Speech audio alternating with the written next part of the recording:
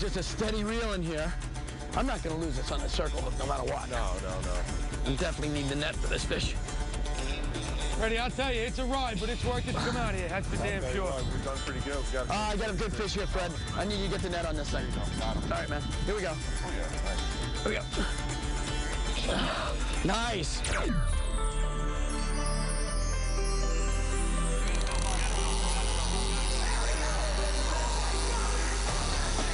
Wow, nice fish.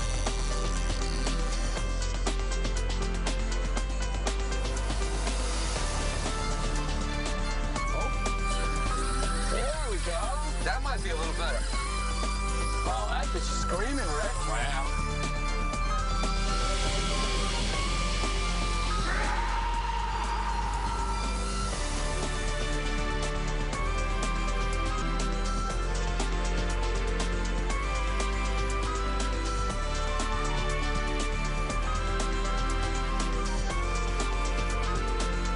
Angling is brought to you by...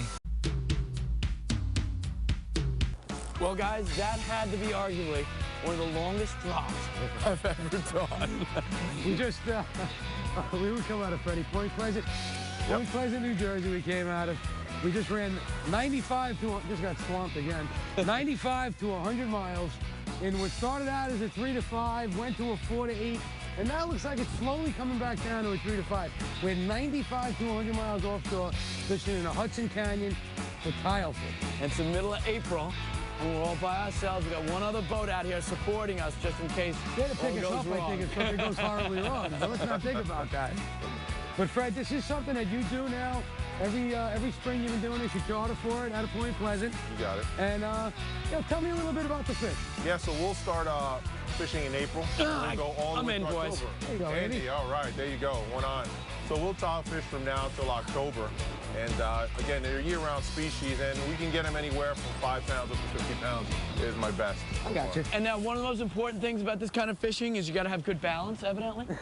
In these kind of seas, absolutely. Freddie, these fish now, I mean, we'll get into the tackle that we That's a use nice in the fish. braided line and all of that in a little while. Now, you know, you don't have any really big depressions here or big sharp ledges, but what do you look for when you're fishing for these fish in the canyon? What you're looking for is clay bottom. What these fish do is they actually make burrows. Yes. They actually use their tails and they'll make burrows, and what they'll do is they'll actually sit head first in their burrow. And the way they feed is they feed on any kind of crustacean. And once they feel any vibration around their burrow, they'll come out, Okay. suck down their prey, and go back into their burrow. Okay, and now we're using a variety of bait today. Well, actually, we're using squid and clams for the most part. You got I it. know cut bait works, guys. You know, I'm sure a bunker fillet would work, Andy, something like that, mackerel fillet. I think also the key is to make it even better. We're soaking it with Activate.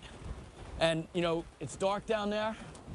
And I think any extra bit of scent's certainly going to help. So what's the ETA at about another 15 minutes, Andy?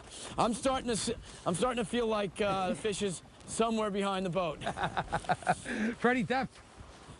Depth, we fish anywhere from 350 feet out to 800 feet. 800. You Woo! got it. Now, you said we were talking before at the dock, before you left, and we left about 3:30 in the morning, and obviously you can see the sun's up here. But you said yeah, the deeper spots, you usually see bigger fish. Is that what you were saying? Yeah, the biggest fish we had was, which was 48 pounds, which was caught by actually Capt Billy Madden. It was actually in 580 feet. 580. Well, boys, this could be my first tile fish ever. All right, there you go, Andy. Oh, popping a cherry. That's fantastic. All right, Andy. I just missed one. There he is. Boys, my first All right, tile Andy. fish ever. Nice job, buddy.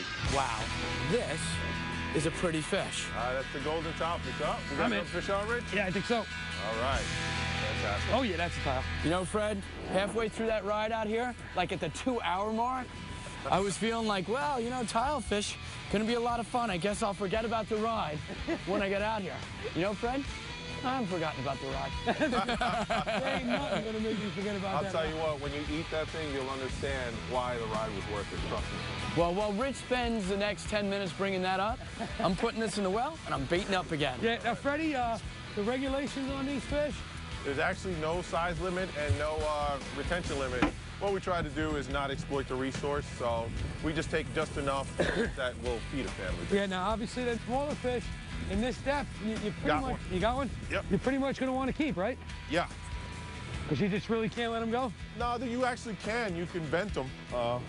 But I'll tell you what, they're such good eating fish, we usually don't. I got you. Once we've got a reasonable amount, then we usually go inshore and do something different.